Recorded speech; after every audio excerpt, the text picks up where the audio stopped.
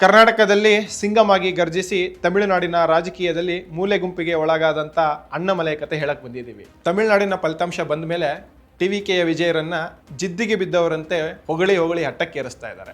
ಆದರೆ ಲೋಕಸಭಾ ಚುನಾವಣೆಯಲ್ಲಿ ಇಂಥದ್ದೇ ಒಂದು ಹವಾ ಸೃಷ್ಟಿ ಮಾಡಿದಂಥ ಅಣ್ಣಾಮಲೈಯನ್ನ ಕೈಕಟ್ಟಿ ಕೂರಿಸಿದವರು ಯಾರು, ಯಾಕೆ ಅನ್ನೋ ಒಂದು ಇಂಟ್ರೆಸ್ಟಿಂಗ್ ವಿಷಯದೊಂದಿಗೆ ಇವತ್ತು ನಿಮ್ಮೊಂದಿಗೆ ಬಂದಿದ್ದೀನಿ.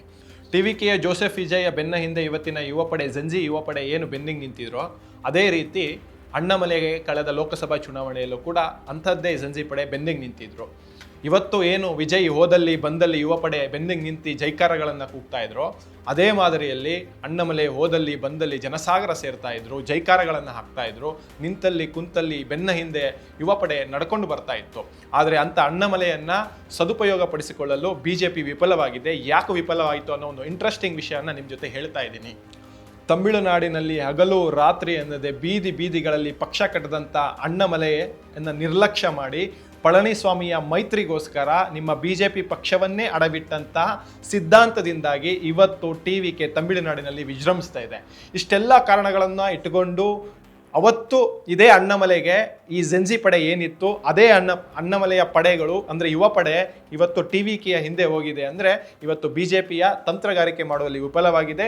ದೆಹಲಿಯ ದೊರೆಗಳು ಹೇಳ್ತಾರೆ, ನಾವು ಚಾಣಕ್ಯನ ನೀತಿ ಅನುಸರಿಸ್ತೀವಿ, ಚಾಣಕ್ಯನ ತಂತ್ರವನ್ನು ಅನುಸರಿಸ್ತೀವಿ.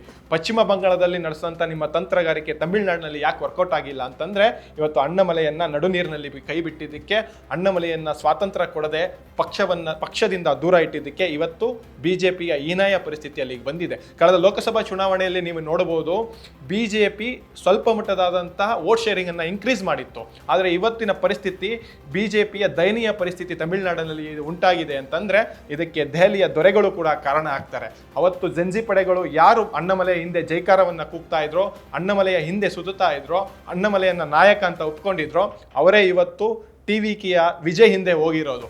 ಇಲ್ಲದೆ ಹೋಗಿದ್ರೆ ಇವತ್ತು ತಮಿಳುನಾಡಿನಲ್ಲಿ ಇಂಥ ಫಲಿತಾಂಶ ಬರೋದಕ್ಕೆ ಸಾಧ್ಯವಿಲ್ಲ.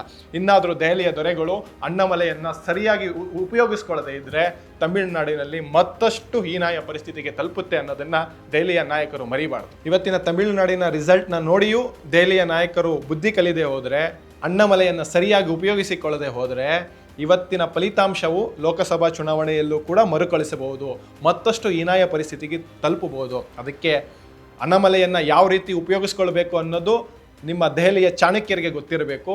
ಇಲ್ಲದೆ ಹೋದರೆ ಮತ್ತಷ್ಟು ಹೀನಾಯ ಪರಿಸ್ಥಿತಿಗೆ ತಮಿಳುನಾಡಿನಲ್ಲಿ BJP ಹೋಗುವುದು ಅಕ್ಷರಶಃ ಸತ್ಯ.